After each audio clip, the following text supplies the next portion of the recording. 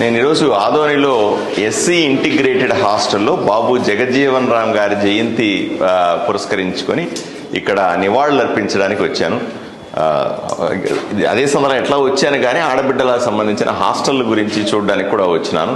ఒక వరకున ప్రభుత్వం వైపు నుంచి కూడా బాత్రూములు ఇవన్నీ రిపేర్లు చేస్తూ ఉన్నారు. అలాగే వంటశాల, ఇది వంటశాలలో కూడా కొన్ని ఏర్పాట్లు నీట్గానే ఉంది, ఇబ్బంది లేదు. కాకపోతే ఇక్కడ చూస్తే మంచినీళ్లు తాగడానికి పెట్టినటువంటి ఏదైతే ఆర్ఆర్ ప్లాంట్ ఏదైతే ఉందో ఇది ఇబ్బంది పరిస్థితుల్లో ఉంది. అంటే తాగడానికి నేను అడుగుతున్నాను, తాగడానికి మంచినీళ్ళు ఎలా చేస్తారంటే బోర్లో నుంచి ట్యాంక్కి మున్సిపల్ ట్యాప్లో నుంచి తీసుకెళ్లి పైన తీసుకొని వాటిని తీసుకొని తాగుతున్నామండి అని అంటున్నారు.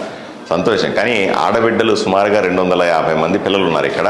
250 మంది పిల్లలకి ఓఆర్ఆర్ ప్లాంట్ ఉంటే కూడా బాగుంటుంది. ఎందుకంటే నేను ఎందుకు ఈ మాట చెప్తున్నానంటే దీన్ని రిపేర్ చేయడానికి ప్రయత్నం చేస్తాం. మీకు తెలుసు ఇటువంటి సందర్భాల్లో ఊర్లో ఉన్న పెద్దలకు కూడా రిక్వెస్ట్ చేస్తాను. ఊర్లో ఎంతో మంది